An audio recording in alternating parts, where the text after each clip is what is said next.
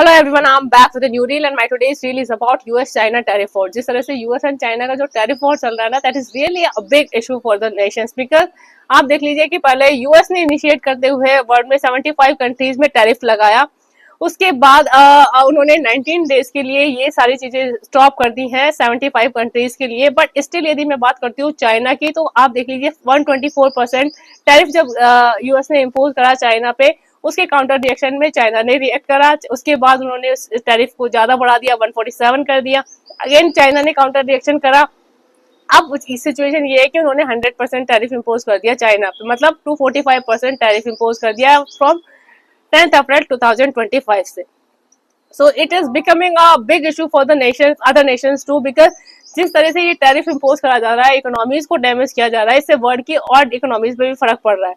यदि मैं बात करूं तो इससे इन्फ्लेशन बढ़ेगी वर्ल्ड इकोनॉमीज में, इकोनॉमिक ग्रोथ रुकेगी, या फिर मैं कहूंगी जो ग्लोबल मार्केट है उन वहां पर इंस्टेबिलिटी वाली सिचुएशन होगी, जैसे स्टॉक मार्केट प्रॉपरली वर्क नहीं करेंगे, काफी ऐसी सिचुएशन हो जाएंगी और इससे स्टेब इन्फ्लेशन जैसी सिचुएशन क्रिएट हो सकती है वर्ल्ड में, जो कि बहुत ही नेगेटिव सिचुएशन होती है।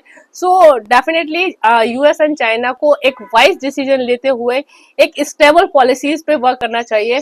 अदरवाइज इकोनॉमीज को डैमेज करने से डेफिनेटली ये दोनों कंट्री वर्ल्ड की कई इकोनॉमीज को डैमेज कर सकते हैं। सबसे इम्पोर्टेंट है ये एनालाइज करना, यदि अमेरिका का प्लान है कि चाइना की बढ़ती हुई पावर को रोकना, उसके पीछे भी they can damage their economies by imposing a big amount of tariff, तो उनको सोचना चाहिए कि पहले वो इसके लिए अल्टरनेटिव ऑप्शंस किस तरह से देख के चलते हैं। That really matters a lot.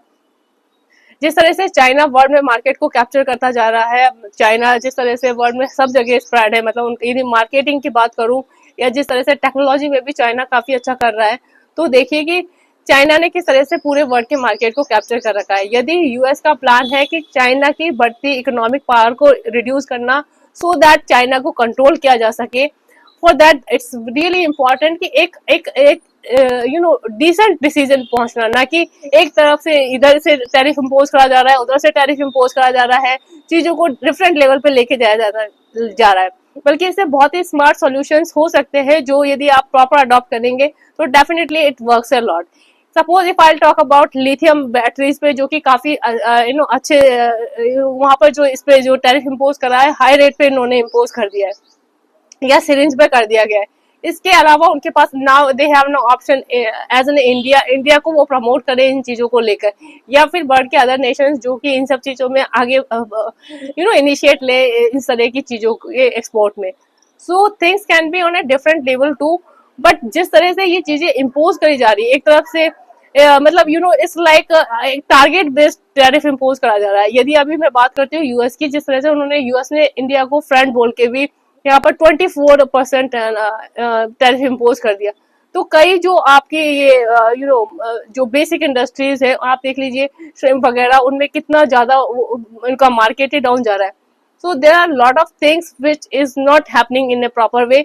यदि टारगेटेड वे में इस तरह से टैरिफ इम्पोज करा जाएगा, that can be a big trouble for the world. यदि दो कंट्री ये टैरिफ वॉर में भी इंडल्ज है एक दूसरे के साथ, they have to make it in a proper way, और राइट स्ट्रेटजीज फॉलो करनी पड़ेंगी, ना कि इस तरह से टैरिफ इम्पोज करके एक हॉरिबल सिचुएशन क्रिएट करना वर्ल्ड में कि हम इतना टैरिफ इम्पोज कर रहे हैं, इससे ये चीजें नेगेटिव हो सकती हैं।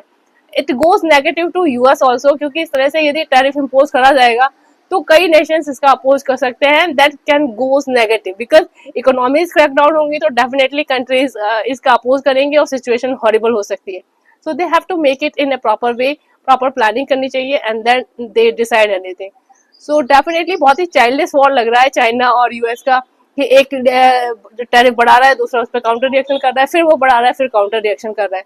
दे have to rethink about it and plan it properly if they want to save the world economies, because यदि वर्ल्ड इकोनॉमी डैमेज होंगी तो डेफिनेटली उन कंट्रीज की इकोनॉमी भी डैमेज होंगी। तो यदि हम अच्छी खासी जो चीज रेगुलर बेसिस पे चल रही है उसको अननेसेसरी डैमेज करके एक प्रॉब्लम क्रिएट कर दें, that is a different level of thing, so we have to maintain the thing accordingly and work on a proper way. That really matters a lot. So what do you guys think about it? Suggest me your thought. Bye bye, have a nice day.